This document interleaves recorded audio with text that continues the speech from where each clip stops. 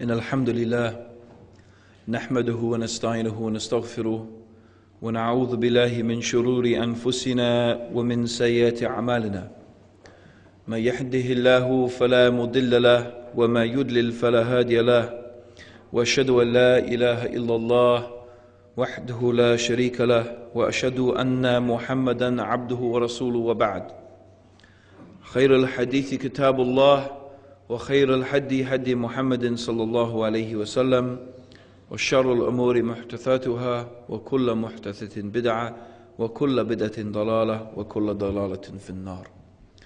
We begin by praising Allah. We praise Him and we seek His help and we ask for His forgiveness.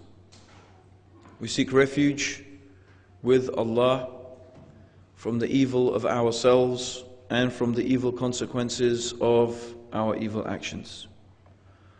Whomsoever Allah guides, there is none to misguide, and whomsoever He leaves to go astray, there is none to guide. And I bear witness that Allah, God, alone is worthy of being worshipped, and that Muhammad, may Allah's peace and blessings be upon him, he is the servant of God, and he is His final messenger. Many people in the world today view Islam and imagine that Islam is a religion that advocates violence, terrorism. Many people imagine that Islam is a religion that denies basic human rights.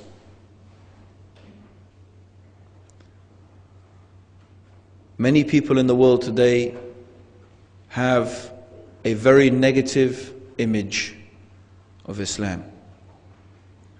And the fact is that this negative image is not greatly helped by the behavior of Muslims, which very often is not in accordance with the teachings of Islam. However, every reasonable person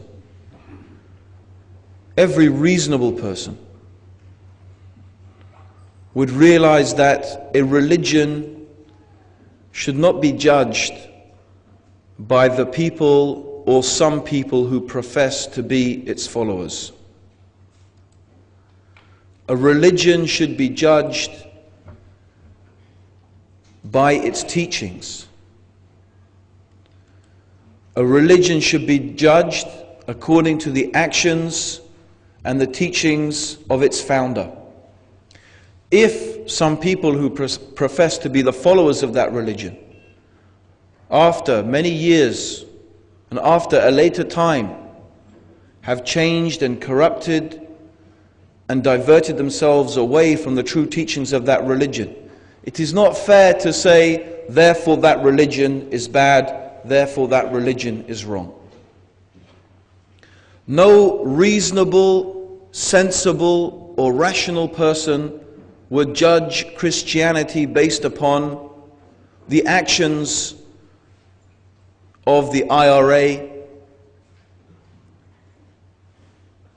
or the conquistadors or the Spanish Inquisition or Adolf Hitler or any other person or any other group of people who claim directly or indirectly to belong to the Christian faith. Rather, if you wanted to judge Christianity, you would go back and you would see what are the teachings of its founder, what did the founding fathers of that religion say, and what did they teach. And then you would have to criticize the religion if you wanted to based upon that. This is the sensible, rational approach.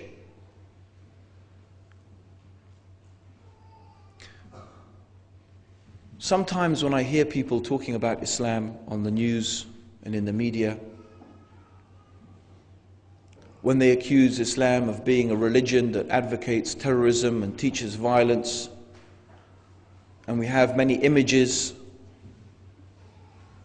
of Muslims, and in fact sometimes interviews with Muslims. Sometimes they are people who do not even have knowledge of the religion. And I think to myself, and I even say this, that I don't recognize this religion which they are portraying as being Islam. It doesn't seem to me that this is the same religion that I am following. It seems to me as if they're talking about something quite different.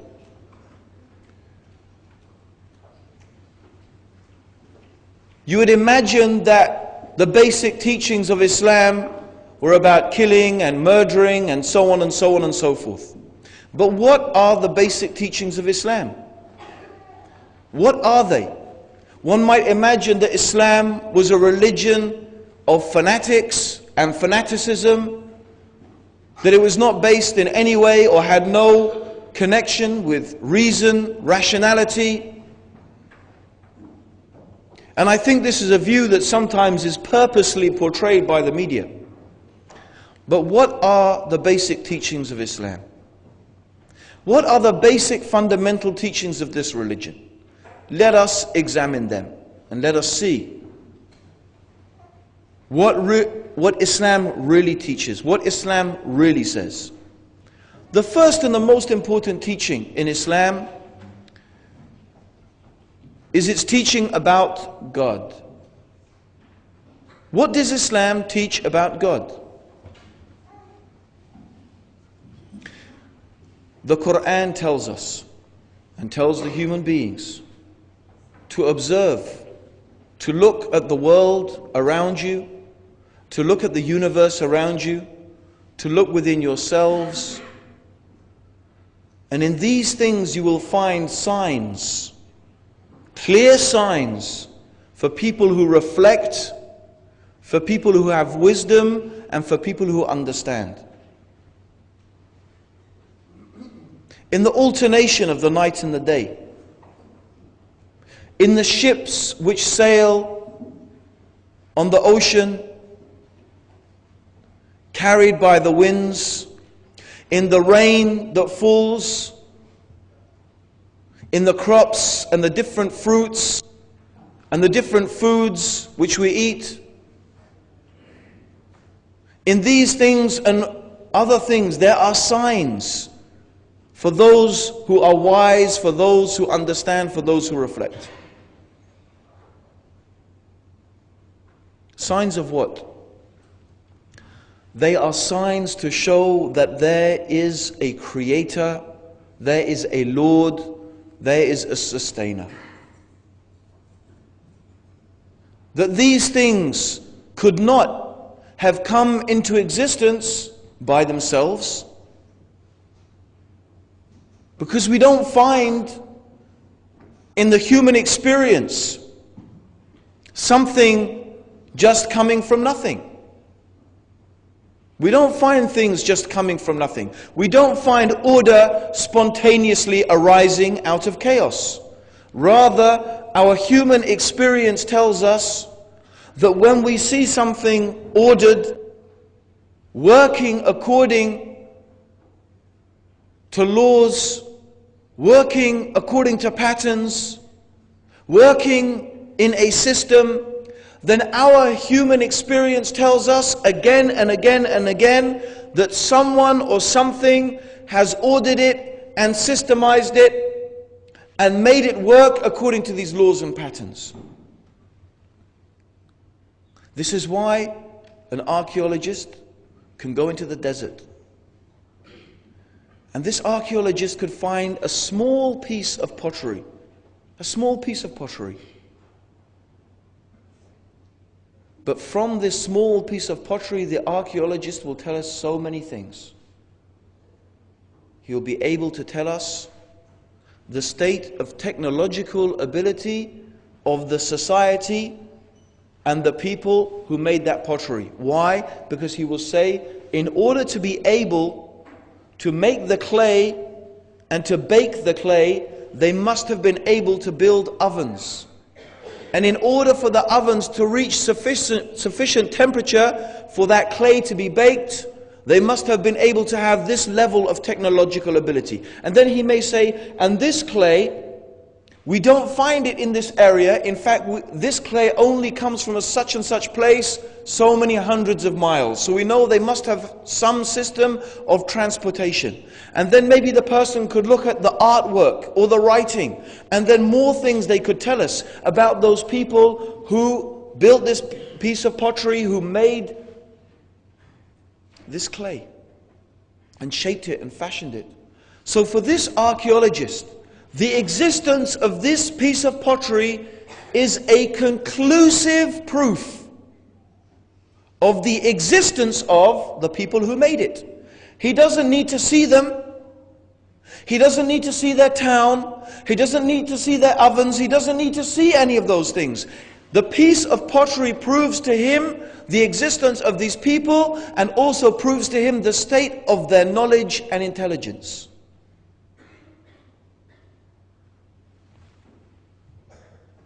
That's why we look at things today. Pieces of incredible, technologically complex machinery. And that makes us understand something about the level of scientific knowledge and achievement of the society that has made them. And then, if these things also not only are functional, but they are also beautiful, that they are aesthetically pleasing, then we have a higher state of appreciation of that society. Because not only do they have technological ability, they have qualities that appreciate beauty and art and so on and so on and so forth. To us, all of this is a proof of the existence of the people who made it, of their knowledge and their intelligence. Why? Because we don't find something coming from nothing. None of us would believe that this glass spontaneously came into existence through a processes of chance and coincidence. Even if we believed that, for example, we claimed that this glass was found in a volcanic area where there was a volcano surrounded by sand, and the volcanic explosion heated up the sand, and a piece of glass which was formed from the sand flew up into the air, and it came down and it landed, and then the rain fell, and then the waves washed it, until eventually we had this glass formed here. Even no one will believe that. It's not possible. Did anyone see a glass perfectly formed by process of coincidences, or a motor car, or a bicycle, or even an ink pen, or a handkerchief? No. Rather, when we see things ordered, we know that someone or something has ordered them. So then the Quran tells us, the Quran tells the human being, look at the world around you, and you will see everywhere order. You will see things working according to precise mechanisms. And the degree and the sophistication of that ordering is illustrative of the wisdom and the knowledge and the power of the one who made it. If we look to the universe with its galaxies, its stars, its solar systems, how stars come into existence, how galaxies are formed, how the universe itself was created. If we look at our earth, if we look at the alternation of the night and the day, that we have a day which goes through a period of 24 hours. 24 hours. Imagine, for example, imagine that a day, instead of being a day and a night, instead of being 24 hours, was 30 years. Imagine the earth spun so slowly on its axis that it didn't take 24 hours to go round, but it in fact took 30 years to go round. Or 40 years, or even 100 years. So the earth is moving very, very slowly. What would happen? The sun would be constantly beating down for 15 years on one part of the earth's surface, and it would become superheated. Another part would become super cooled because it would not be exposed to the sun. Therefore, you would probably, almost definitely, life could not exist. The composition of the gases in our atmosphere: oxygen, nitrogen, and carbon dioxide. If there was not oxygen, life could not exist. If it was pure oxygen, still life could not exist, because pure oxygen is poisonous. We need carbon dioxide, we also need nitrogen, we need the other gases. There is a perfect balance of gases. There happens to be a gas, ozone, very important gas. We're all learning about it now, especially in Australia. They tell us about skin cancer. And the ozone layer is being depleted. The ozone has an extremely important role. It filters out the harmful effects of the sun's radiation. If there was no ozone layer, what would happen? We would be bombarded with harmful radiation. Life would not exist. Imagine if the earth was much closer to the sun or much further from the sun. Again, too hot, too cold. In fact, what we find, that our planet is a perfectly balanced mechanism. More intricate and more delicate than the most sophisticated mechanical watches. If we look at the human brain, the eyes, the ears, the lungs, the heart, the kidneys, each of these things are incredibly complex machines. If we go deeper and look on the microbiological level, we find that even the cell, which is the most basic building block of life, is incredibly complex. It has been compared to a mega city, a huge city. A huge city. In fact, if you were to compare the cell to a city that human beings built, the cell would actually be more complex and more sophisticated. This cell has incredibly complex mechanisms that allow nutrients in and that allow waste products out, but does not allow harmful products in, and that keeps the beneficial products out. It has the means of reproducing itself. It has factories that produce certain substances because each cell has a special task. And within the cell is a factory that produces these substances, breaking down chemicals and reconstructing them. This is a cell. The simplest building block of life is incredibly complex. What is there in the whole totality of human experience to allow us to believe that such a thing could be a product of random events? The fact is that asking us to believe that is not reasonable. It is irrational. It does not fit with human experience. It is not reasonable. It is not rational. Rather, it is rational and reasonable to believe that there is an intelligence, a power behind all of this. So it could not have created itself. This universe could not have brought itself into existence. Nor did it create itself. The universe is not its own creator. Because we cannot attribute to the universe and the things of the universe the power to create. It is only a collection of what? Stars and galaxies. And stars and galaxies do not have the ability to bring things into existence and to organize. So it couldn't have created itself, nor could we be the creators of it, because we ourselves are in need of a creator. And these are the rational arguments you will find in the Quran. The Quran is the essential book that is the foundation of the religion of Islam. So in the Quran you find these beautiful rational arguments. Observe, look, think, contemplate. In these things you will find signs, evidences for those people who reflect, for those people who are wise, for those people who understand. And if you think and you reflect, then you will realize that, yes, this universe, it did not create itself, and it did not come from nothing, so it must have a creator. There must be one that has brought this universe into existence. And the creator of this universe cannot be of the same nature as the universe. The creator of the universe must be different. Because if the creator of the universe was of the same nature as the universe, then it would also need a creator. And then that creator would also need a creator, and you will have creators creating creators ad infinitum. In fact, you would never get anything created. It is not reasonably possible. So the creator must be different. So as the universe is temporary, the creator is eternal.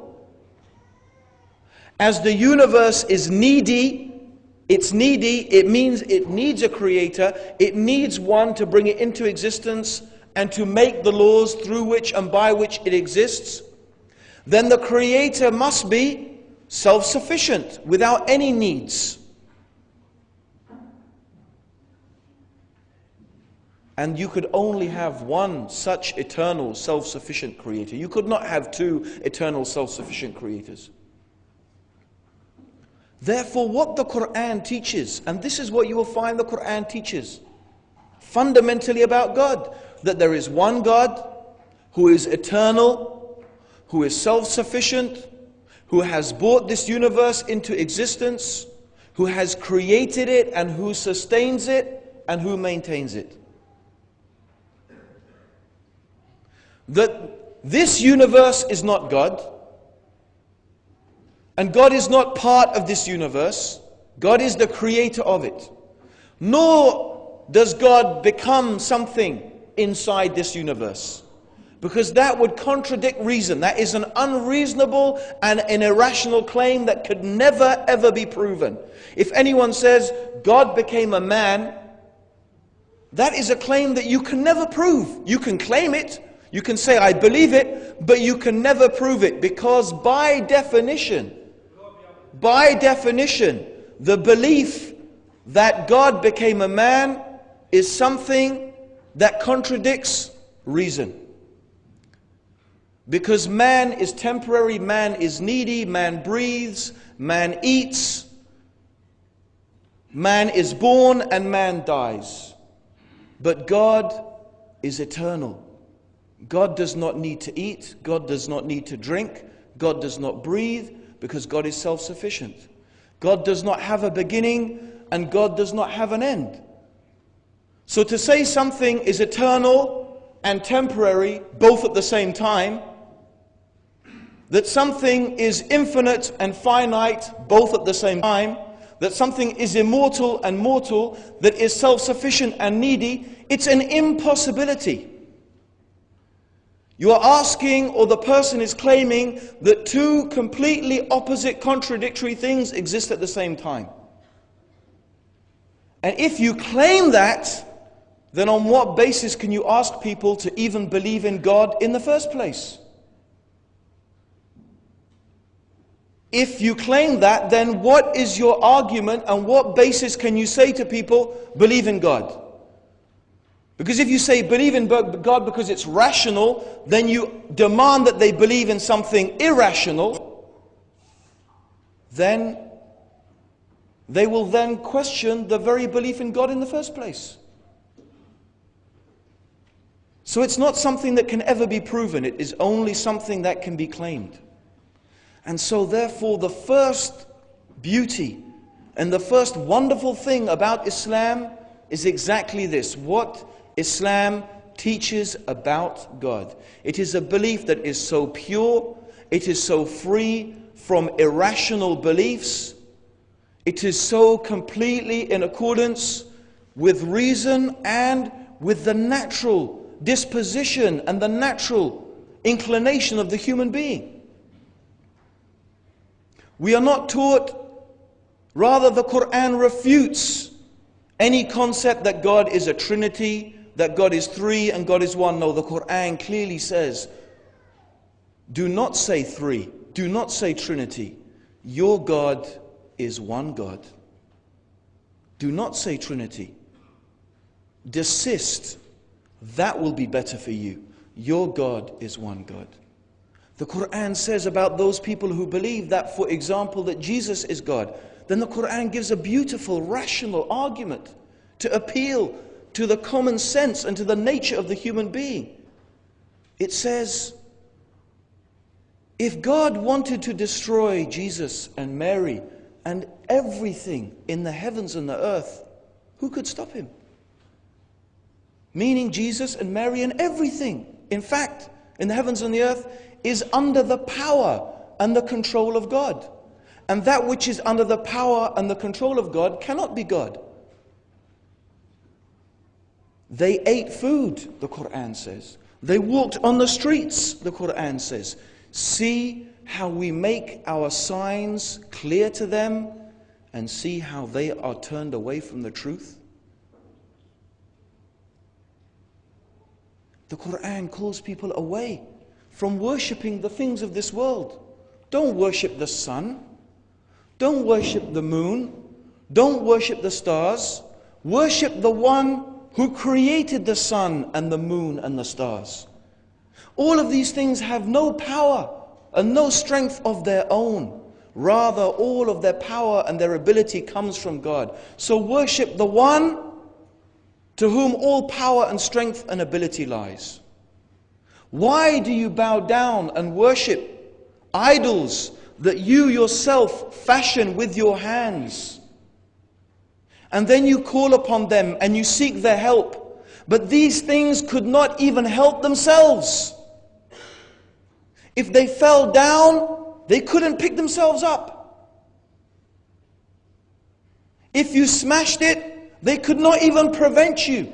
So how can you worship this thing that has no power, no ability? It cannot hear you. It cannot benefit you. It cannot harm you. It has no ability whatsoever. Why do you worship these things? Why do we worship each other? Other human beings. That we allow other human beings to forbid things for us which God, who is all-wise and all-knowing, has allowed. And to allow for us things which God, who is all-wise and all-knowing, has forbidden. Where it is Allah, God, the Creator, He is the one who knows all things. And what the human beings know is very, very little. So the Quran is appealing with beautiful, wonderful, reasonable arguments, calling to something also, not only the mind, but something that is deep within the human being. A deep knowledge, a deep recognition, a deep recognition of this truth. That it is God alone, the Creator alone, that is worthy of being worshipped. That He is the Lord, the provider, the sustainer. And this, my dear listeners, is the first of the great wonders and the beauty of Islam. What Islam teaches about God. Is there anything irrational, fanatical, unreasonable about that? Is there anything unreasonable in anything of that? Is there anything irrational in anything of that? No. Rather, the honest and sincere person must admit that this is a very rational and very reasonable belief. And this belief, in fact, is the foundation of the teachings of Islam. In fact, Islam is all about the human being's relationship with God. What we should believe about God. What we should say about God and what we should not say about God. What we should attribute to Him and what we should not attribute to Him. How should we worship Him? How should we seek His pleasure? And how should we avoid His wrath? And then the Quran tells us also that this life is not the only life. That there is another life to come.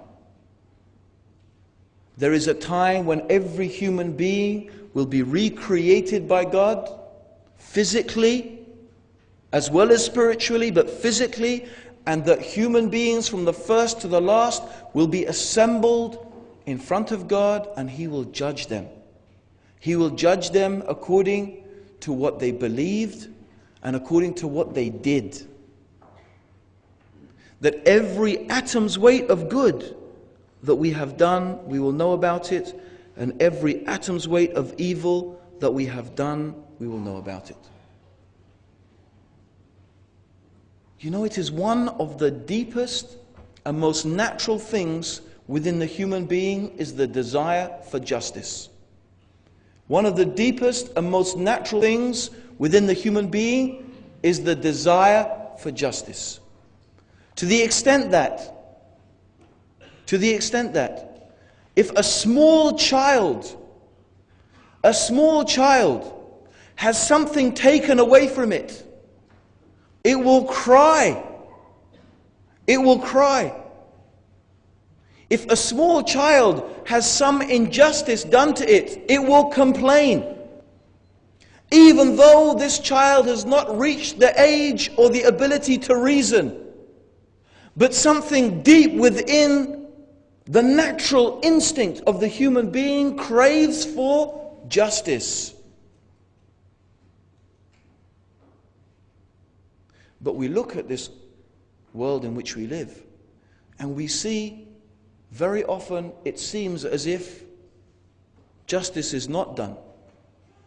That the powerful and the rich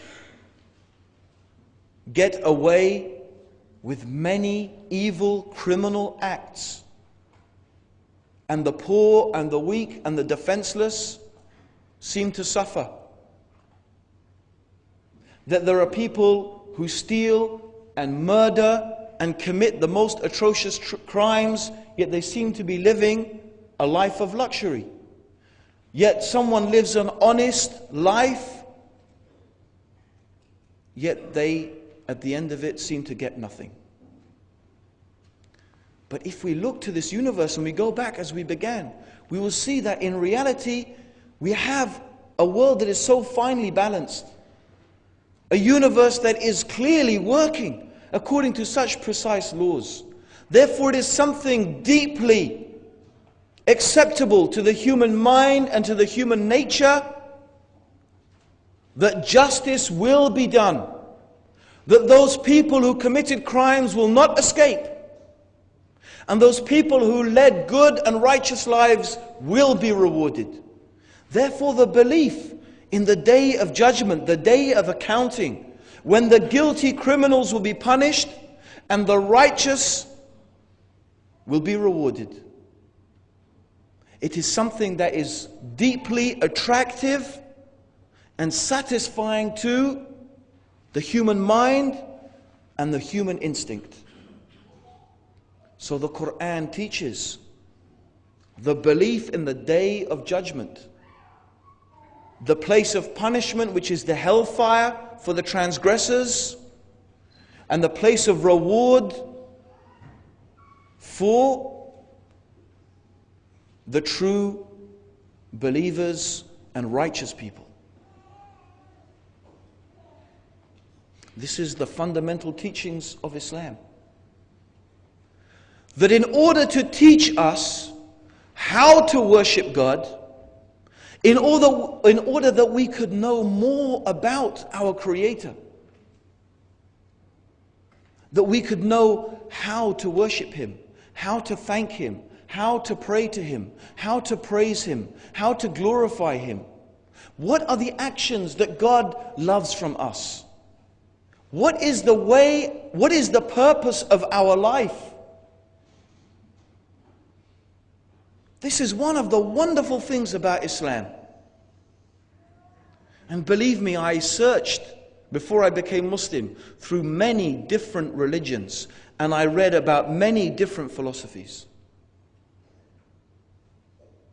But one of the wonders of Islam is its clear, unequivocal teaching about the purpose of the existence of the human being and the knowledge that has come from the Creator.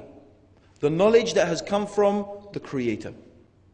Think about this as an analogy.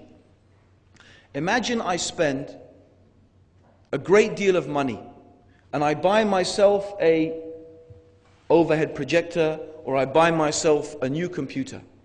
But I'm unfamiliar to this technology. It's very new, it's very expensive. I don't know how to work it.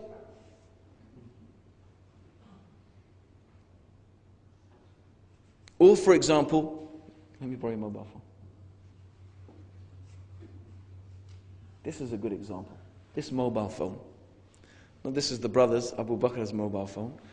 But a friend of mine, he gave me a mobile phone. He wanted to keep in touch with me because I'm hardly ever in the house. He gave me a mobile phone. But he just gave me the phone. He didn't give me, he just gave me the phone. I could figure out how to turn it on, and I could just about figure out how to dial a number. Imagine you spend, what, how many dollars are you going to spend for this? How many dollars are you going to spend? $400? So imagine, $400. It's a lot of money, right? It's quite a lot of money, $400. So you buy this phone, $400, and you get it. It's made by, you see, Ericsson. So you get the box and you open it up. Okay, maybe you switch it on and you fiddle around with it, and you said there's supposed to be some games on this and some stuff. And so what do you look for? What are you looking for in the package? Huh? The instructions. So you pull out the instructions, and on the instruction manual it's got Sony. Wait a minute. It's Ericsson. This is an Ericsson R3110S. You can drop it. I know you told me. And it still works. But my instruction is for a Sony 5217Z. I said, that's no good. I want the instruction by the people who made this phone for this phone. Yes? Isn't that what we need? You see, then this is the point. We human beings, we are much more sophisticated than a mobile phone.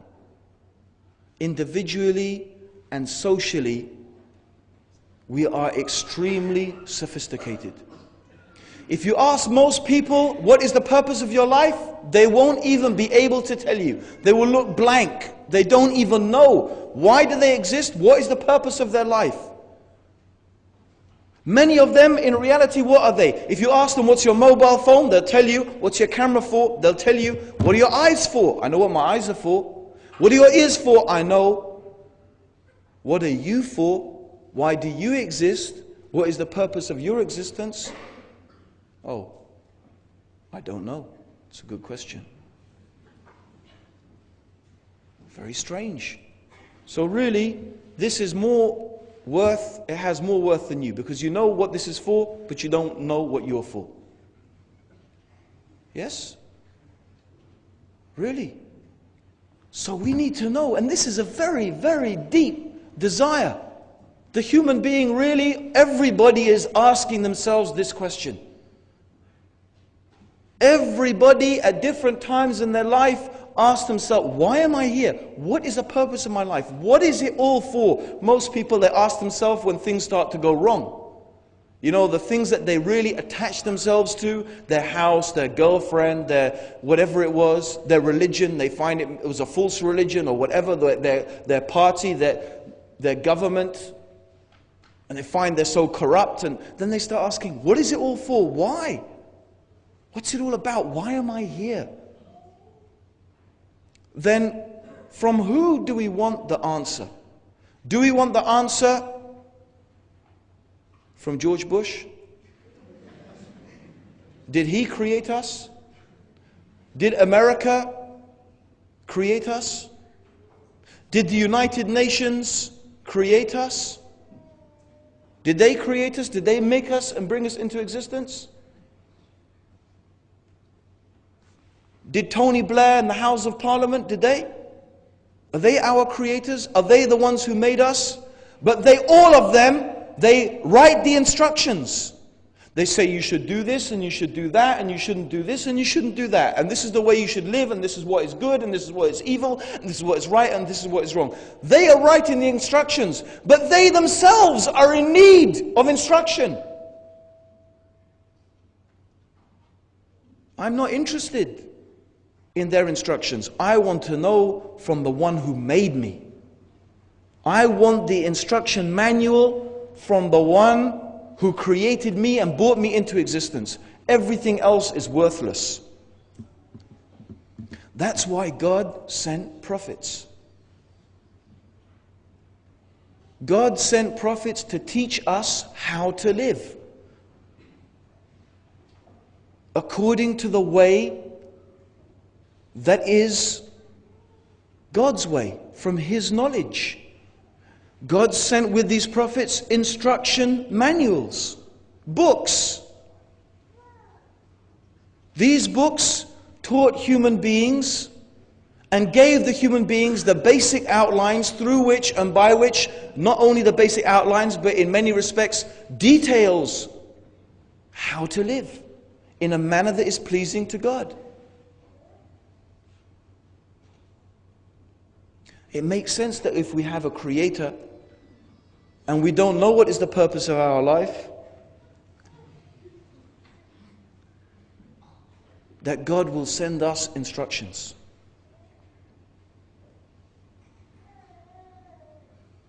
Prophets. And these prophets were who? Ordinary people? Just anybody? No. The prophets were special people. People who were themselves a type of proof and evidence that they were messengers of God. Why? Because of their character, because of their personality, because of their truthfulness, their trustworthiness. They were the people of the most outstanding, noble characteristics, truthfulness and trustworthiness. As someone said, for example, if the man used to be a thief, he said, I know you used to be a thief and now you're trying to steal my soul as well. You know? Even if everything he says is right, the person will go, I know what you're like, that's how you are. But the prophets therefore were not like that. They were people of the most excellent. If you examine the character of the prophets, itself will be a type of means for you to be convinced that they are messengers from God. Indeed, this is one of the wonders of Islam, that Allah sent a messenger, Muhammad, may Allah's peace and blessings be upon him, sallallahu alayhi wasallam. This man, if you were to read and research into his life and his teachings and his morals and his conduct, you will find that there is a human being of the most outstanding integrity and dedication and good character and good morals and good manners. In fact, there are so many incidents where people became Muslim merely by observing the character of Prophet Muhammad. Just by observing his behavior. There's a famous incident where there was a Jewess who used to live on the same street in Mecca as the Prophet Muhammad sallallahu alaihi wasallam. And she used to throw rubbish, you know, the waste from her house. And she used to wait for the Prophet Muhammad to come and then she would throw it out onto the street. So he would get dirty and just to inconvenience him. And this used to happen regularly, every day. And then one day, the Prophet Muhammad walked past the house and then he realized, I didn't get my usual delivery today. So, if it was one of us, we would have said, well, alhamdulillah, I hope the cow's dead. You know, I'm sure most of us, that's even the best of us, will be thinking like that. But the Prophet Muhammad, what did he do? He went back and he knocked on the door. And he asked the servant, is your mistress well? Is she sick? Is there anything I can do for her? When this woman heard about it, she said, Ashhadu an la ilaha illallah wa ashhadu anna Muhammad Rasulullah. I testify that there is no God but Allah and that Muhammad is his messenger. No one except the prophets have character like this. This is one incident out of so many that illustrates the character and the personality and the truthfulness and the integrity of the Prophet Muhammad. He indeed is one of the wonders of Islam, that Allah has sent us a man who is such a perfect example in so many spheres of life. If one of us was just to be, for example, a perfect example of how to be a husband. For example, say that I managed to achieve being a good example of being a husband. Or you managed to achieve a good example of being a wife. Or you managed to achieve a good example of being a businessman or a businesswoman. Or you managed to achieve a good example of being a teacher. Or a good example of being a general, a leader, a judge. If one human being was to achieve just that in their life, and they were to fall short in the others, still you would say this person is someone whose character is admirable. Take, for example, the judge that has now been accused in the Australian Parliament of having involved himself in child prostitution and homosexual acts, although he's openly a homosexual. Of course, as Muslims, we find that something that is, how can we say, it is displeasing to Allah. It's not something we find that we like it.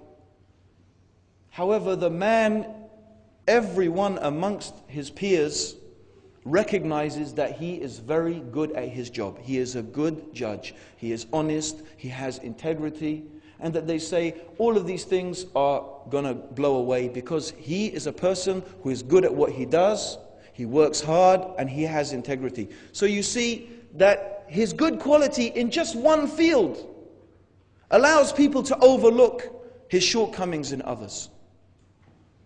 How about, therefore, if someone is able to be an excellent example in every single field of activity? That he is the best example of being a husband. An example, unfortunately, that many or even most Muslim men miserably fail to match up to. The Prophet Muhammad, may Allah's peace and blessings be upon him, used to sew his own clothes. He used to look after his own affairs. He used to milk the goat. He used to clean the house. When he was not busy, he would come home and serve his family. This is how the Prophet Muhammad used to be.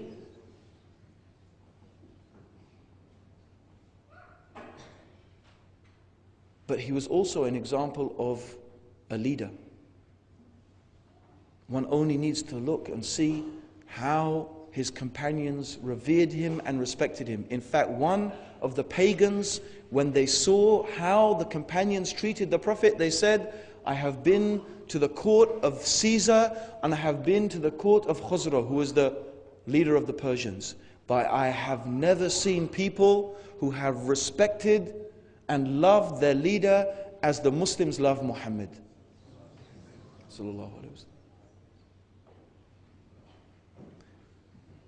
His example as a general, his example as a judge, his example as a teacher. They used to say, and one of the companions said, I never found anyone who used to be so kind and so good in the way he corrected as the Prophet Muhammad. Really, we could give a lecture on the manners and the method that the Prophet Muhammad used to use in teaching his companions. But I just want to give one beautiful, beautiful story. There was one day when a Bedouin, they are very rough people from the desert. He came into the mosque and he started to urinate in the mosque. He started to urinate in the mosque. So the companions jumped up and they were going to grab him and throw him out of the mosque. And the Prophet Muhammad said, leave him alone and let him finish. Yes, leave him alone and let him finish. So when the man finished, the Prophet spoke to him. He said, this place is not the place for that. The mosque, meaning the mosque, is not the place to do that. This is not the place to do that. And he said, pour water on it and that will clean it. Pour water on it and that will clean it.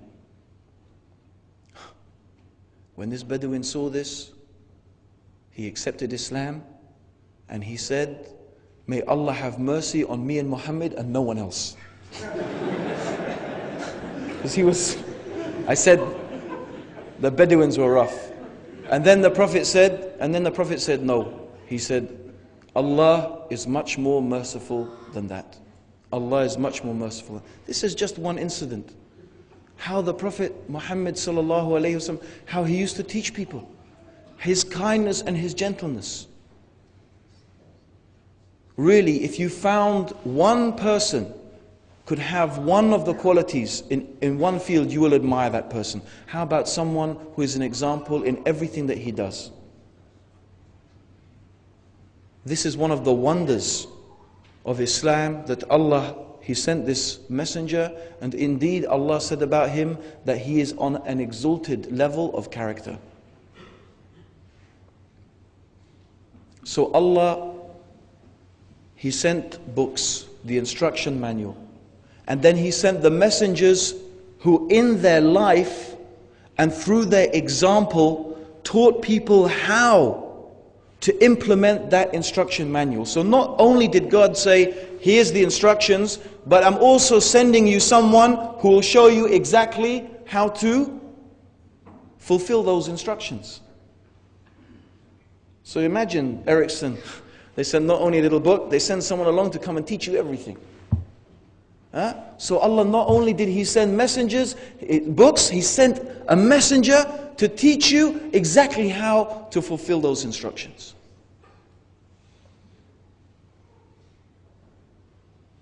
And what are those fundamental instructions? What are those fundamental teachings of Islam? What is it? Kill, murder, blow people up? Read, look and learn. See, what are the fundamental teachings? The fundamental teachings are, number one, what you believe. Very simple. We've already covered most of it. That you believe that there is only one God, that He alone is worthy of being worshipped. He is not born, nor does He beget, and there is nothing which is like unto Him. That you should worship Him alone. That Muhammad is His messenger. That you believe in the angels,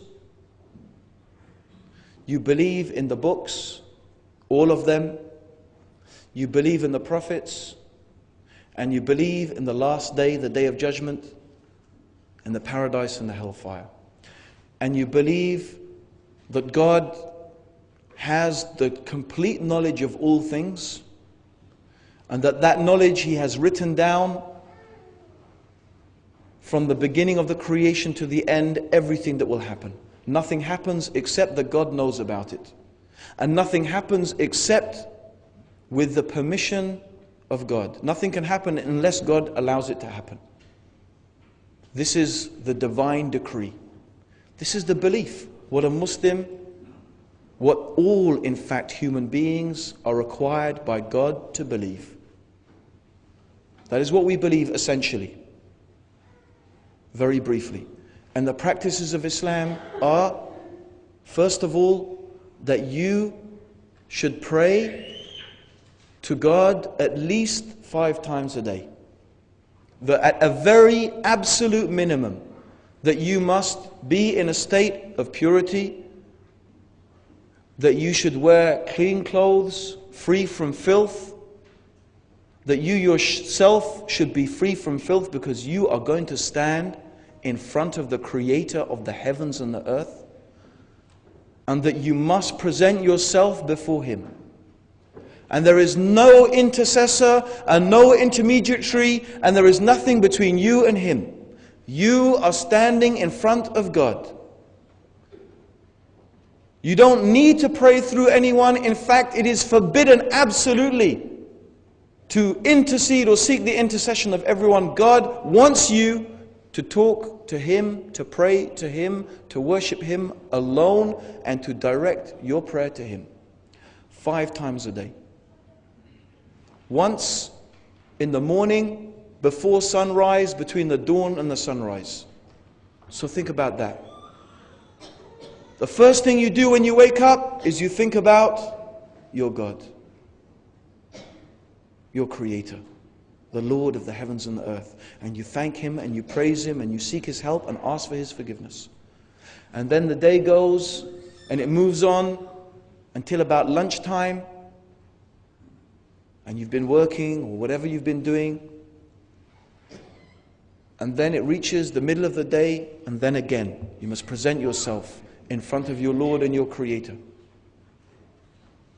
And then in the afternoon, maybe it's just about the time when you're heading home from work, or you've just got back from work, again you have to present yourself in front of Allah, thanking Him and praising Him and seeking His forgiveness.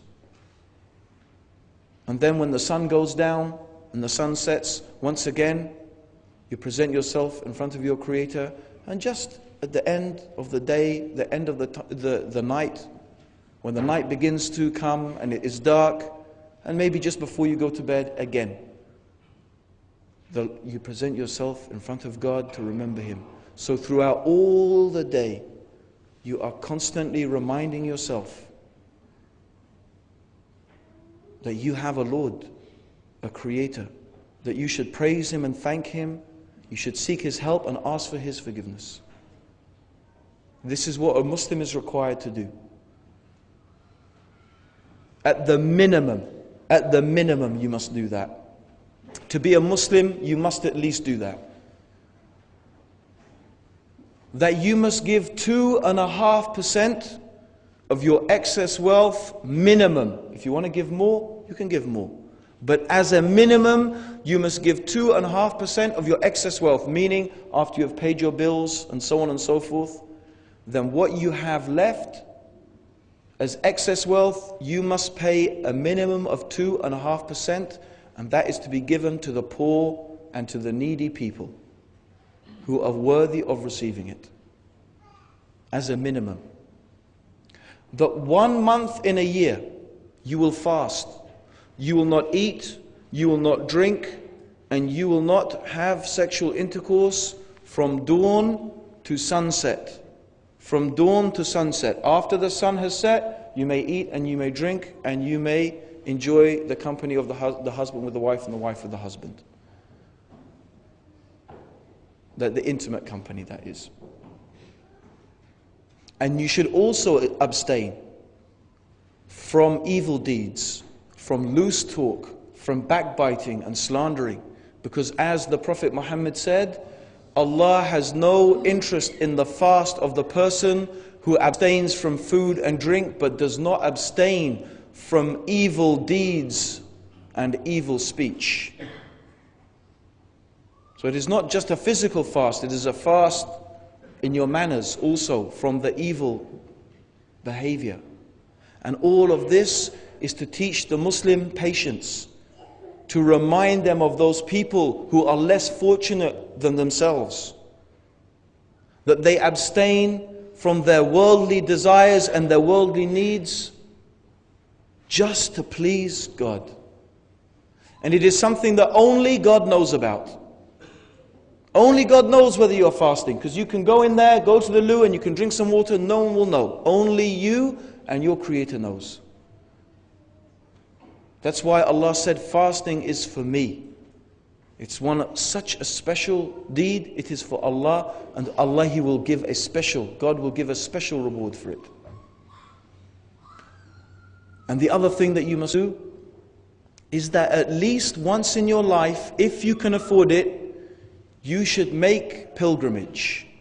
You should make pilgrimage and perform the Hajj, which is the pilgrimage. And you should go to visit the first house that was ever built for the worship of the one true God. The Kaaba, which was built by the friend of Allah, the Prophet of Allah, Ibrahim or Abraham. That you should go there, and in this Hajj, you will worship your Lord, call upon Him and seek His help, and you will stand with all your pretensions taken from you. For all you will wear is 2 pieces of cloth. One that you wrap around your waist, it has no stitches, it is an unstitched piece of cloth. One around your waist and one around your body. It doesn't matter whether you are a king, a millionaire, or a pauper, you will be dressed the same. And you will go and you will worship your Lord, and you will go to the plain of Arafah and you will call upon your Lord and your Creator. That you should try to do this at least once, and you must do it at least once in your life if you have the ability and you can afford it. Those are the basic acts of worship. And apart from that, what does Islam teach? From its fundamental teachings, these are the real fundamental teachings of Islam. Number 1, that you speak the truth and you don't lie. You speak the truth and you don't lie. The Prophet Muhammad, may Allah's peace and blessings be upon him, said, the believer could be a miser, the believer could be a coward, the believer could drink alcohol, and the believer could even steal, but the believer could never be a liar. Speaking the truth and not lying is one of the fundamental teachings of Islam. Keeping your promises. When you promise to do something, you do it. Because the person who fails to keep their promises is a person who has a very clear quality of hypocrisy. What is hypocrisy? A hypocrite is someone who says, I believe, they say it with their tongue, but in their heart, there is no belief. That's a hypocrite. I believe, I'm a Muslim, but really there is no belief in the heart. It is just something they say on their tongue. This is the Prophet Muhammad said, sallallahu alaihi wasallam, there are 3 or 4 signs of a hypocrite. Whoever has all of them is a complete hypocrite, meaning this person is completely a hypocrite. Meaning they have no faith at all, even though they claim it. Whoever has one of these things has one branch of hypocrisy. When he speaks, he lies. When he makes a promise, he breaks it. When he is entrusted with something, he betrays it.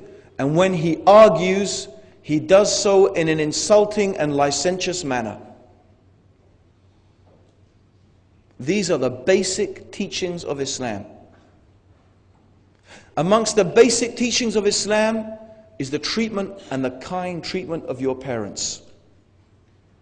In fact, Allah has mentioned in the Quran the kind treatment of the parents along with reverence of Him. Allah has mentioned that in the Quran. Allah said, reverence Allah and the wombs that bore you. The Prophet Muhammad taught that paradise lies at the feet of your mother. Paradise lies meaning at serving your mother, being kind to your mother, and obeying her as long as she does not order you to do something that is against Islam. Then paradise is in serving your mother. That amongst the greatest crimes that a human being can commit is disobeying their parents. This is the fundamental teachings of Islam.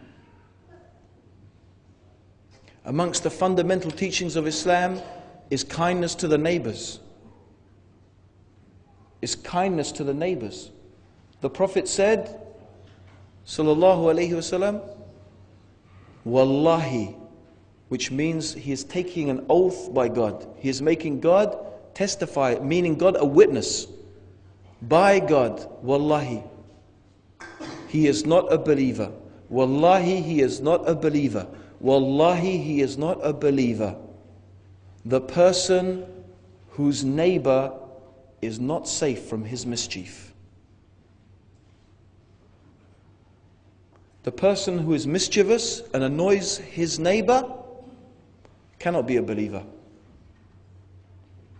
In fact, the Prophet Muhammad said that the angel Jibreel, the angel Gabriel, used to come down and tell him so much about the rights of the neighbors that the Prophet Muhammad thought that it was going to be revealed to him that the neighbors would share in the inheritance.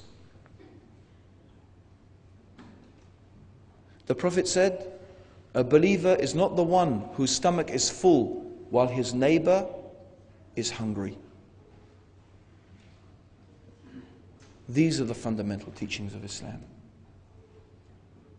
Justice, to be just, even against yourself, even against your family, even against your tribe or your nation. Be just. Justice, in fact, is one of the foundation pillars of Islamic society. To the extent that if the people are Muslim, they're Muslim, but they are not just, Allah will not support them. And if the disbelievers, the people who are not Muslim, they are just, even if they are disbelievers, God will support them. Because Allah favors the people who are just, even if they are disbelieving, over the nation that is unjust, even if they are believing. Because the sunnah of God in this respect, in the establishment of strength in the land, is upon justice. So from amongst the fundamental teachings of Islam is to be just. I will want to tell you one story to give you an example of the justice. And please, I don't think anyone could find in the history of the world today or from before an example like this. There was an Egyptian who was whipped by the general who entered, the Muslim armies entered into Egypt, and they opened Egypt for Islam. There was one general, his name was Amr.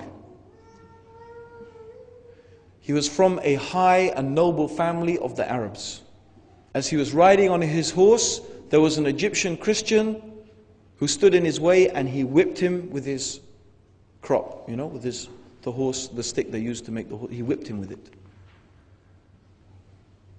So, this person, this Egyptian Christian, he said, I have heard of the justice of Umar ibn al-Khattab, the caliph, the leader of the Muslims. Umar was one of the close companions of Prophet Muhammad. And he was the second rightly guided caliph of the Muslims. So this man, he said, I have heard the stories of the justice of Umar. So I will go and I will seek justice. So he traveled from Egypt to Mecca. And at the time, the same general had returned, and he was making tawaf around the Kaaba, and Umar was sitting nearby. So this Egyptian came to him. He said, O Amir al-Mu'mineen, O leader of the believers, this general of yours whipped me with his crop and I did nothing wrong. I want justice.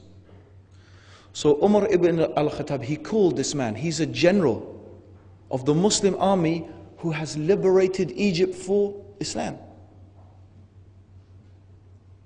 He is a noble man from amongst the nobility of the Arabs. So he calls him, he says, O Amr, is this true? That you whipped this man? So Amr looked at him, he said, yes, I whipped him. So what? So Umar took his stick, he gave it to this Egyptian, he said, whip him as he whipped you. And the man said, no. Ashhadu an la ilaha illallah wa ashhadu anna Muhammadur Rasulullah. I testify there is no God but Allah and Muhammad is his messenger. and he became Muslim. This was the type of justice that was to be found amongst the Muslims. This was the type of justice to be found amongst the true believers. Could we find a story like that today? Could we find an incident like that today? It would be very, very difficult. I think it would be impossible. These are the fundamental teachings of Islam. Now I ask you honestly, and I could talk about many other things that we find in Islam, but I ask any person who is reasonable, any person who is sane, any person who has wisdom and understanding, is there anything in what I have described today that a reasonable person could find an objection to? Do not these things illustrate and show that really Islam, far from being some irrational, misguided and barbaric way of life, is indeed light, wonderful light and guidance from the Creator of the heavens and the earth. Allahumma salli ala Muhammadin wa ala alihi wa sahbihi wa sallam.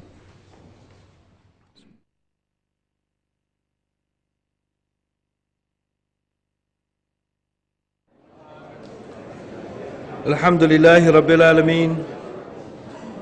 Allahumma salli ala Muhammadin wa ala alihi wa sahbihi wa sallam. Ashhadu an la ilaha illallah wa ashhadu anna Muhammadan abduhu wa rasuluh.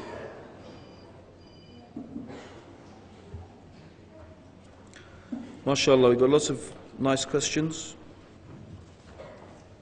So, okay, the first one.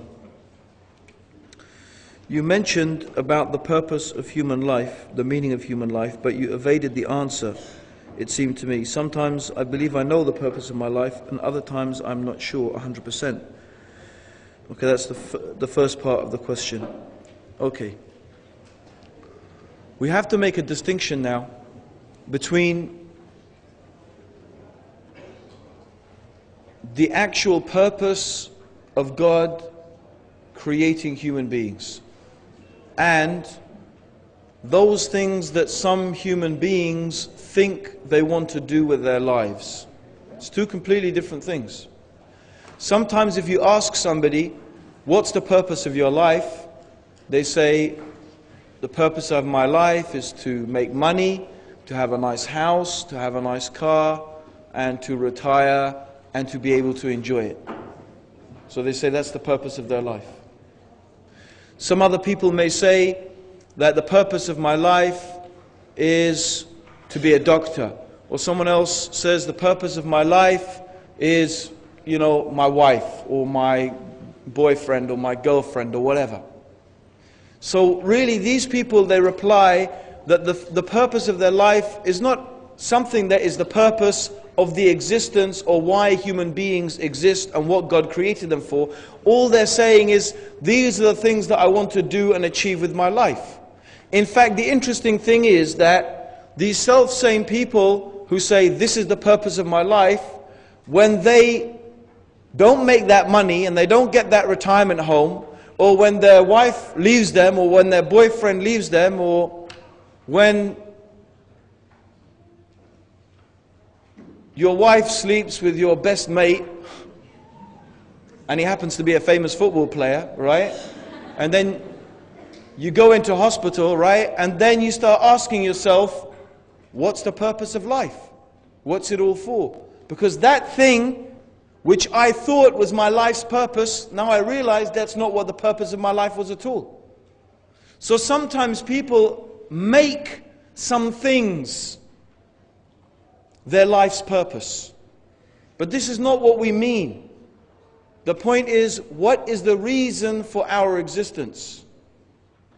And there are many things that we could guess or we could philosophize, and we could say, well, maybe it's this and maybe it's that, and it could be such and such, and it could be this, and some people may say to do good, and some people say to do bad, and some people say to spread peace, and some people to say, different people will give different answers. Some people have thought about it and they've come to some sort of philosophical understanding. But the point is, at the end of the day, all of that really is just speculation. It's just guesswork. As the gentleman said, sometimes I think I know, but I'm not 100%.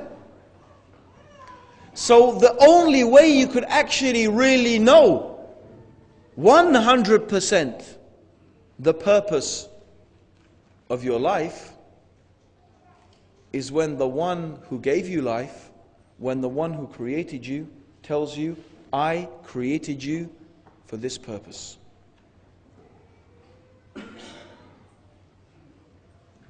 So the Quran tells us exactly what is the purpose of life. The Quran tells us exactly why God created us. In the Quran it says, وَمَا خَلَقْتُ الْجِنَّ وَالْإِنسَ إِلَّا لِيَعْبُدُونَ. That, وَمَا خَلَقْتُ, that we did not create the jinn and the human being except to worship us. This is what God is saying. When God uses in the Quran the plural, the we, it does not mean, as some people say, oh, there's a proof of the Trinity there, or it proves that God is more than one or something. No, this is anyway well known in the Arabic language that it is a plurality of respect. Just as the Queen sometimes says, we did this and we did that. You know, this is a type of plurality of respect. Even in French and in fact in every language, you have that plurality of respect. So when Allah says, we created, it means Allah, God. But He is using the plurality of respect, which is just a convention of language. So we did not create the human beings except to worship. God created the human being to worship Him. That is the actual purpose for which we exist. What does it mean, worship? What does ibadah mean? You know, worship is, as we explained this last night, if you were there last night to my talk last night, you will, I'm sorry I'm repeating it, but the term worship is very, very inadequate in describing what is ibadah. The best way to describe it is with a definition. Ibadah is, or worship in Islam, the term ibadah, the purpose for which we were created, is everything which God loves and is pleased with. Everything which God loves and everything which God is pleased with, whether it is the actions of the heart or the actions of the limbs, this is worship. So the purpose of life is to try to make everything that you do and everything that you say and everything that you feel and believe, you try to do it and say it and believe in it and feel in it in a way that God loves and in a way that God is pleased with. How do we know what God loves? And how do we know what God is pleased with? In Islam, the answer is clear. We know what God loves and is pleased with because God has revealed that knowledge in the Quran, and He sent a messenger to explain it and to clarify it and to complete its teachings. So we know what God loves and we know what God is pleased with through the revelation that He sent to His messengers. That's how we know how to make ibadah to Allah. So that's the purpose of life. And as you can understand, therefore, this is something very comprehensive. It covers everything. It covers how you pray, how you fast, how you give charity, how you perform pilgrimage. It covers, as we've already mentioned, manners, morals, treatment of the neighbor, treatment of the parents, the relationship between the ruler and the ruled, international relations. It even teaches manners of cleanliness, how to go to the toilet, how to walk, how to dress. All of these things can be done in a manner that is pleasing to God or in a manner that is displeasing to God. So our aim is to try and make everything in our life, to try and make everything that we do pleasing to God by obeying Him and submitting to His will and His knowledge. So that's the purpose of life. Also, you mentioned Adolf Hitler in connection with the Catholic Church. I don't understand. Hitler didn't approve of the church as far as I know. That's true. Hitler was not a Christian. No sensible person will say that Hitler was a Christian. In fact, Hitler was a great admirer of the occult and paganism. However, what I meant to illustrate by that was that if someone is living not in the West, but if someone was living in another country, they think that everything in Europe, they think of it as Christendom, that the people there are Christians. So they might point to someone like Adolf Hitler and say, look, he was a Christian, look what he did. So, of course, the Christian, quite rightly, would say, Adolf Hitler was not a Christian. He didn't even believe in Christianity. That's a perfectly good defense. But the thing is that people say the same things about Muslims. They say, look at that person in this country, and look at that leader of that country, and look at this one who does that. I don't want to mention any names, but many of these people are not Muslims. They don't even profess belief in Islam. In fact, they attack Islam. So therefore, it's not right to say that this is Islam any more than it's right to say Hitler represents Christianity. That's the point I was trying to make by that. But this is a very good question here. Islam does not seem to be able to recognize God as a Trinity, Father, Son, and Holy Spirit. Aren't you limiting the prerogative and power of God to manifest Himself as He chooses? That's a very, very good question.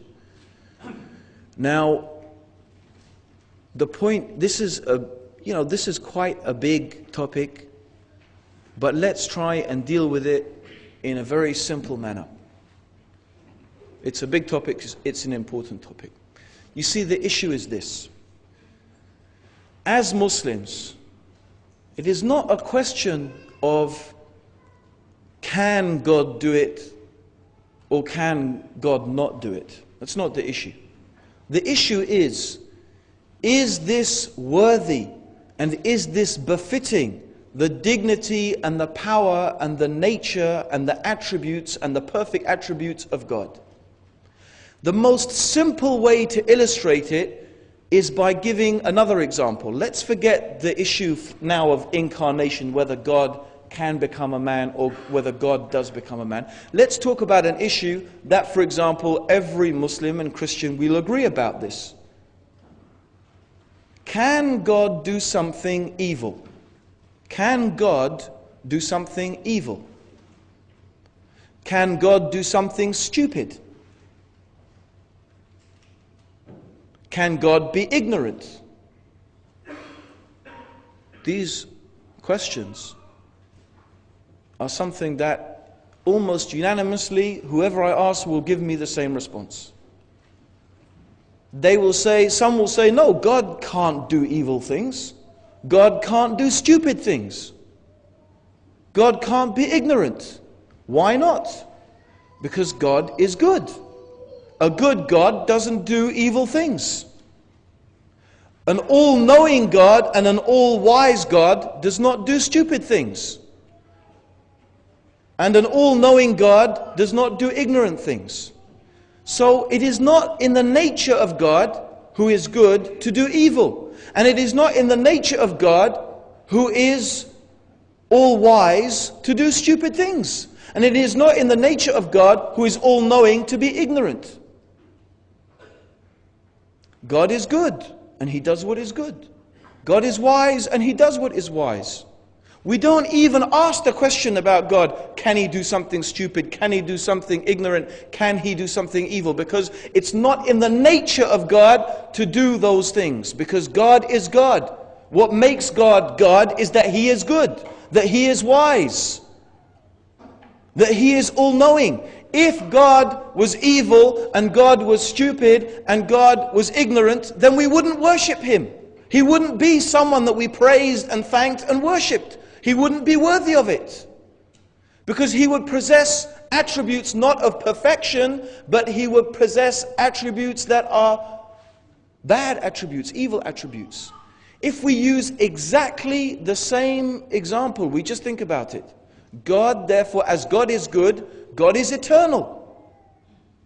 God is good, He doesn't do something evil. God is eternal, He doesn't become something that is temporary. As God is wise, God is also self-sufficient. So as a wise God does not become or do stupid things, a self-sufficient God does also not become needy and temporary.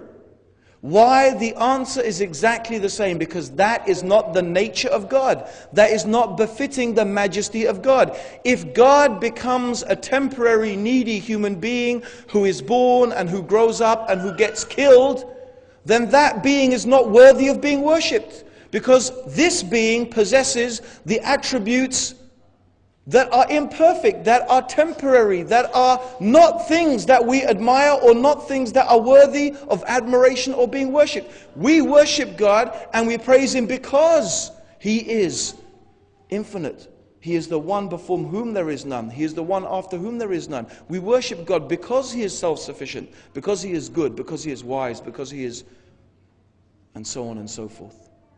So Allah, God the Creator, is the one who possesses all the attributes of perfection. Now someone may say, but if you're saying, and this is now getting a bit into philosophy, I think the issue is pretty clear after that, but just to cover this issue. Someone may say, this is a bit philosophical now, but people will say, but if you're saying God can't or God doesn't have the capability or He wouldn't become a man, aren't you limiting God? Aren't you actually saying He's not really perfect? The best way I answer this, the best answer I have for this is to say, since when is it an attribute of perfection to say that you are someone, or that someone is someone who has the ability to do evil? Is it an attribute of perfection to say that this person has the ability not to be perfect? No. No one will say this is an attribute of perfection. This is an attribute that makes something praiseworthy and good, that it has the ability to do this or to be evil or to be bad or to be... No. So therefore we say that God is the possessor of the perfect attributes. We don't, as Muslims, say it's not a question to us whether God can or God can't. God doesn't become a man because God is God. Because if God became a man, He would negate those attributes of being eternal and infinite and self-sufficient. Just as if God became a real human being, He would also be ignorant. And He would be temporary and He would do foolish things. And I think one of the best things I would like to illustrate this with is, in respect to Jesus, specifically here, is an incident in the Gospel of Matthew, as far as I remember. We can check the reference later, but in the Gospel of Matthew. And this is a very insightful event. Jesus is riding on a donkey back to Jerusalem. And he sees a fig tree. And he's hungry. And he wants to eat some figs. So he goes to the fig tree and he finds that there are no figs on the tree. And as far as I remember, Matthew says, and he says, and it was not the season for figs. So when Jesus finds that the tree has no figs, He actually then curses the tree, and they come back at another time and they find that the tree is withered and died. Now here we have a perfect illustration of somebody who does not possess godlike qualities. Number one, he is riding on a donkey. God does not ride on a donkey. Number two, Number two, Jesus feels hungry. Jesus feels hungry, but God is not one who feels hunger. Then Jesus finds that there are no figs on the tree. Now, that means that Jesus didn't know that there were no figs on the tree. If he was God and he knew everything, he would have known that there were no figs on the tree. And he would not have bothered going over to that tree in the first place. Meaning he was ignorant. He was lacking in knowledge. He had a shortcoming in information. God is not ignorant or lacking or has a shortcoming in information. So this illustrates perfectly the attributes of somebody or something that is not God, that is human, that has imperfect qualities. That is the nature of the human being by necessity. So therefore this matter is answered very simply. God does not become a man because, first of all, God does not need to become a man. There is no need for God to become a man. Nor is it befitting that God should become a man. This is something that contradicts his attributes of perfection. So that's the answer to that very good question.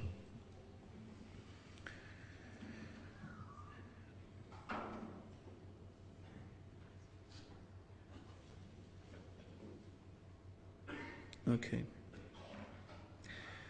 This is, okay, it's not that this is...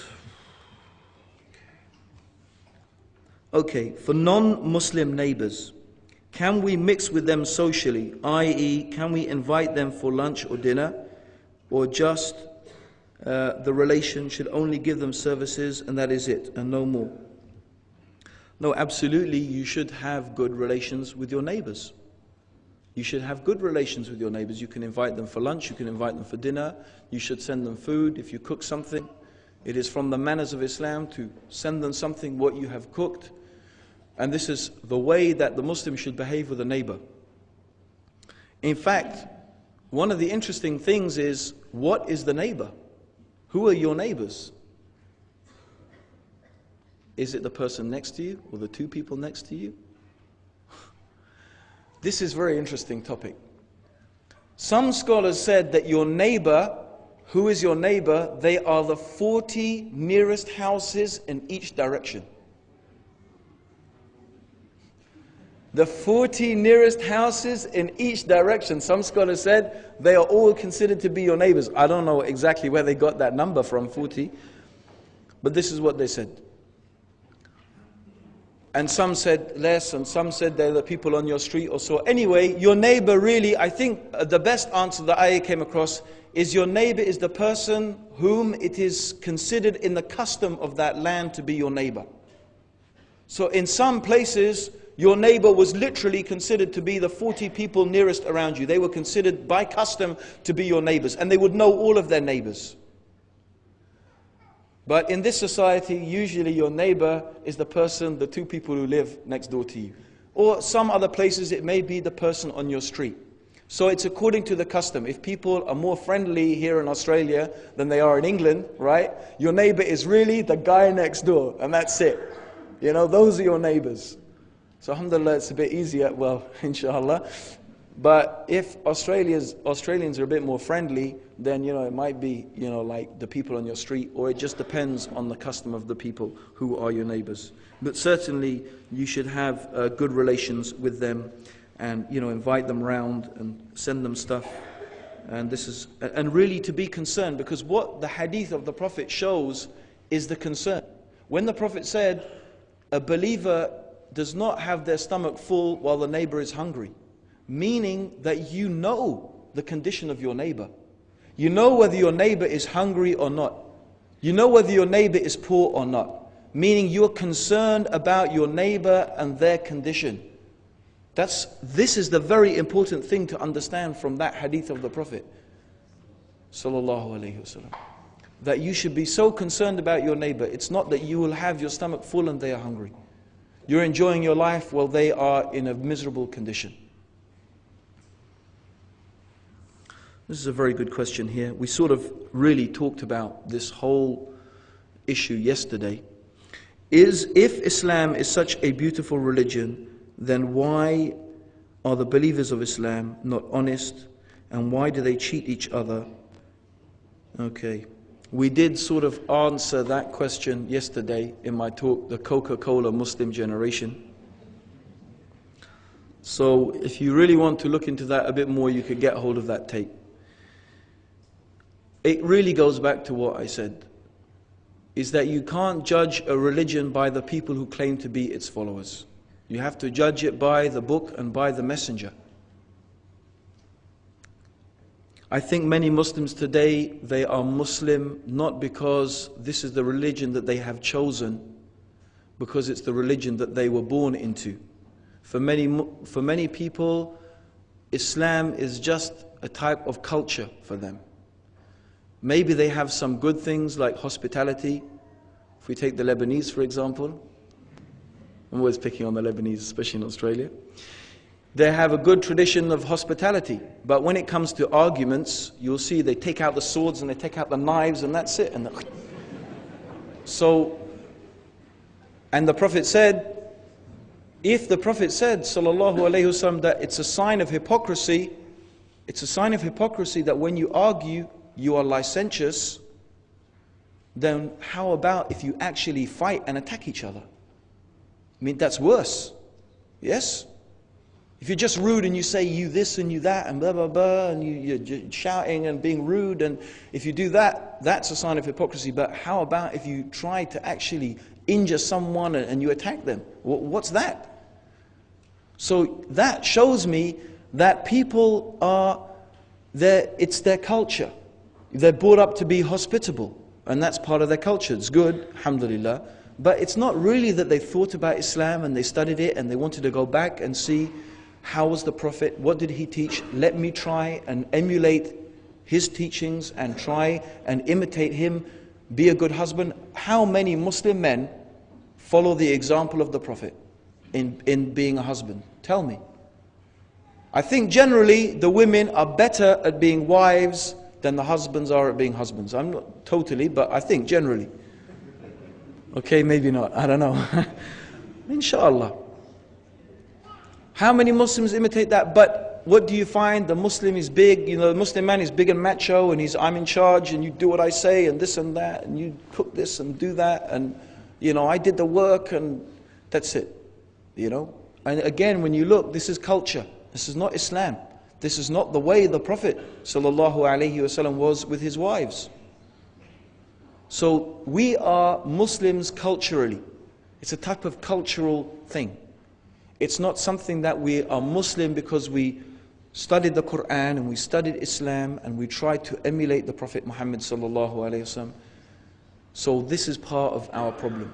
We need to go back to the pure teachings of Islam to see really how the Prophet Muhammad ﷺ was and try to imitate him, because as I said, Allah sent the book and he sent a messenger to show us how to live that book.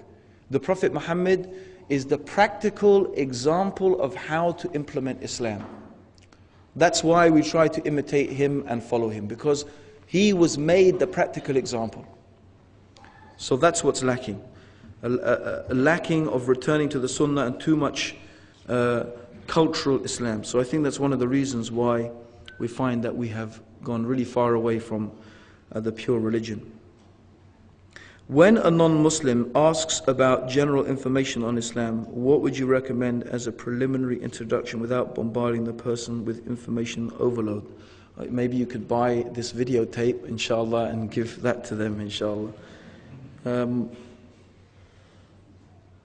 But I think myself, perhaps the best introduction to Islam, in my opinion, is to give them a translation of the Quran. That's what I think. It's the best. And that leads right on to the next question. There is a friend of mine who is interested in Islam. I gave him a few books about the fundamentals of Islam and he's currently reading them. Further to that, I intend to give him the English translation of the Holy Quran, but there is this verse in the Quran which I translate to: the Quran should only be touched by the clean ones, or the clean ones. I believe that it will help him a lot if I give him the Quran. Should I or shouldn't I? By Farah. Thanks, Farah. Jazakallah khair. Okay. First of all, the Quran is only Quran in the Arabic language. The moment the Quran is translated, it is not anymore Quran. It is only a translation of the meanings of the Quran. Allah revealed the Quran in Arabic. It is only the Quran in Arabic. Once it has been translated, it is only really an interpretation of the meanings. So first of all, there is absolutely no harm in giving somebody a translation of the Quran. How about if you wanted to give someone the Quran itself? Then this verse is not a proof. Because this verse actually this verse is actually not talking about the Quran at all. This verse says that only the purified ones will touch it. So first of all, that is a statement that contradicts reality. Because there are people who are not pure who have touched the Quran. There are people who are not pure who have touched the Quran. Anyway, this verse is not talking about the Quran. This verse is talking about the Lawhul Mahfuz, the preserved tablet. This is the Lawhul Mahfuz in which everything that is from the beginning of the creation to the end has been written down. Okay? This means the Lawhul Mahfuz. It does not mean the Quran. Okay? So, this verse that is being quoted is not anyway referring to the Quran. As for giving the Arabic Quran to non-Muslims, then Allahu Alam, that's something the scholars they differ about. Some say that you can, and some say that you can't.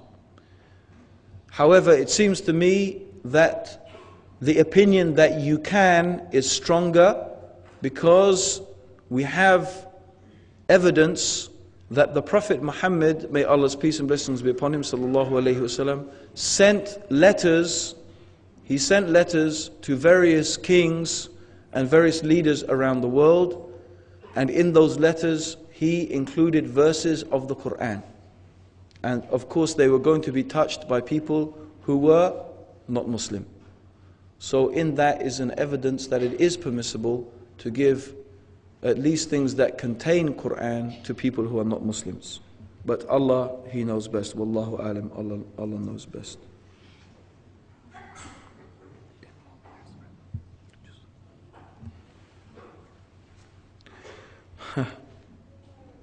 I was just wondering if long hair is allowed for males because many people say it is haram for males.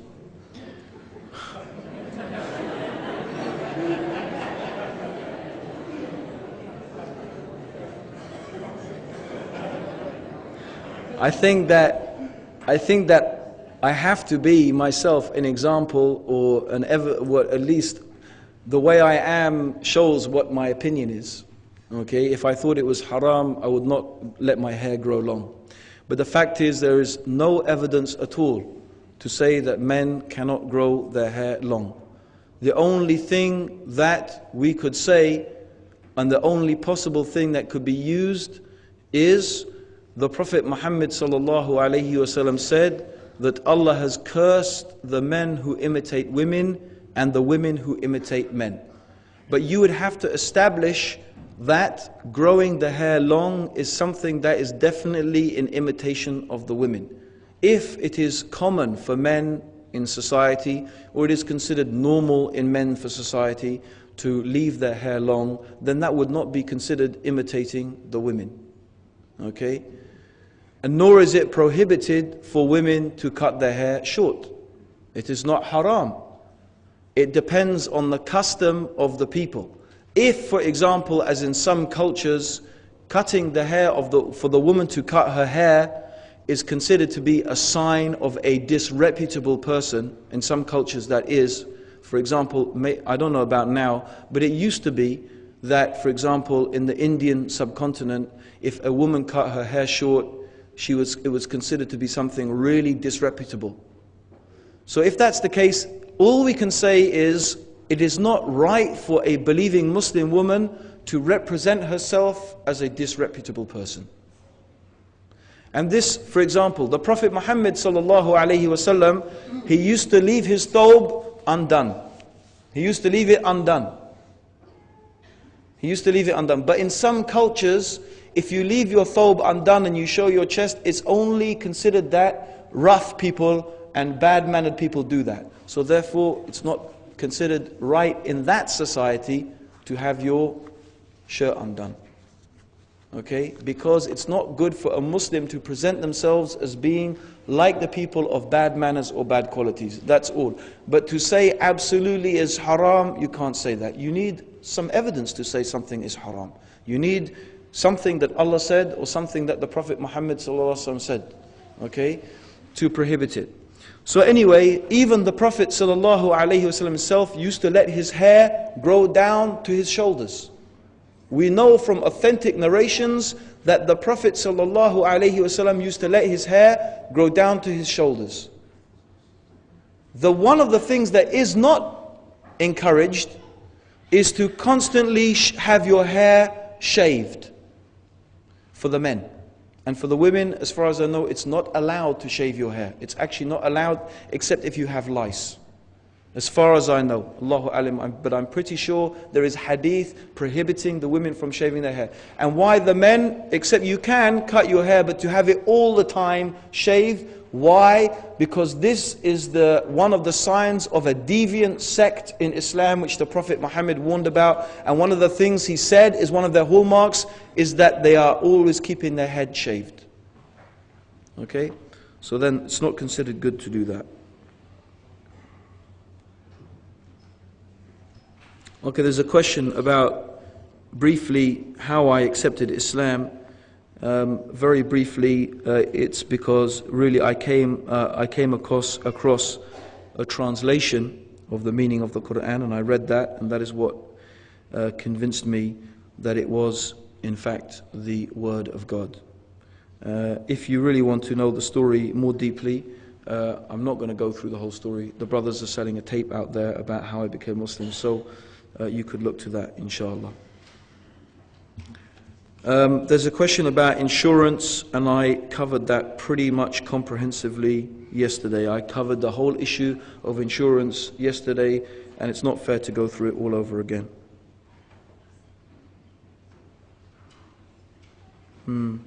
This is a very good question here.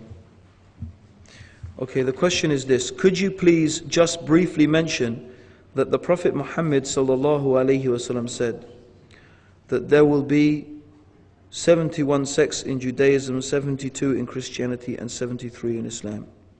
This is true. There's a hadith of the Prophet ﷺ that mentions that the Jews split up into 71 sects and the Christians split into 72 sects. And he said, my ummah will split into 73 sects. In fact, in the hadith he said, the Jews split up into 71, 70 in the hellfire and 1 in paradise. And the Christians split up into 72, 71 in the hellfire and 1 in paradise. My ummah will split into 73 sects, or is it 70? 73. 73 sects, all of them in the hellfire except 1. So 72 in the hellfire and 1 in paradise. So the companions asked, O Messenger of Allah, which is that one? Which is that one? Meaning, which is the one that is saved? They didn't want to know about the ones in hell, they wanted to know about the one that's saved. We want to be from the saved sect. And the Prophet ﷺ, he said, that to which I and my companions belong. In another narration he said, though that which I and my companions are upon this day, al-yawm, this day, that which I and my companions are upon this day. And there are other narrations that state similar things. But the broad meaning of all of these various sayings of the Prophet about the Muslims splitting up into sects is that first of all, the Muslims will split into 72 different groups. 73 altogether, but 72 will be astray. Only one will be guided. They will be the saved sect. And what is their quality? How do we know who is the saved sect? They are the ones who follow the teachings of Islam the way they were in the time of the Prophet Muhammad sallallahu alaihi wasallam. As the Prophet said, they are the ones that which I and my companions are upon this day, al-yawm, this day. Okay? So this is something, in fact, which really is just agreeing with everything I've been saying today and what I mentioned, that the Islam, the true Islam, is the one that was followed by the Prophet and his companions. People have distorted and corrupted and followed different sects and different groups. What is upon us, if we want to be from the saved sect, is to go back to the original teachings of Islam, which, alhamdulillah, we have intact. Allah has preserved this religion. Allah has preserved the Quran from corruption and distortion. Allah has preserved the teachings and the sayings of the Prophet Muhammad, may Allah's peace and blessings be upon him, so that we know what is authentic from what is not authentic, from what the Prophet Muhammad truly said and truly did, from the lies and the false things that have been attributed to him. And this is one of the great blessings and one of the wonders of Islam, that the Muslims have the same book today that was revealed to Muhammad 1,400 years ago. In fact, you can go anywhere in the world and you will not find two different Qur'ans. You will find everywhere, in every country, in every place, the Muslims have the same Qur'an. Not like other religions, they say we have the same book, but our version has 15 books or 16 books more than yours, and our has less than yours, and we've taken this bit out, and according to the newest edition we have taken these bits out and we've put those bits in. You know, all of these things, we find that they don't agree about what is in their book. It's not the case, alhamdulillah, with the Muslims, and this is one of the miracles and one of the signs that Islam, alhamdulillah, is the true religion of God. Jazakallah khair for that. Okay, I think we'll make it now. The last question.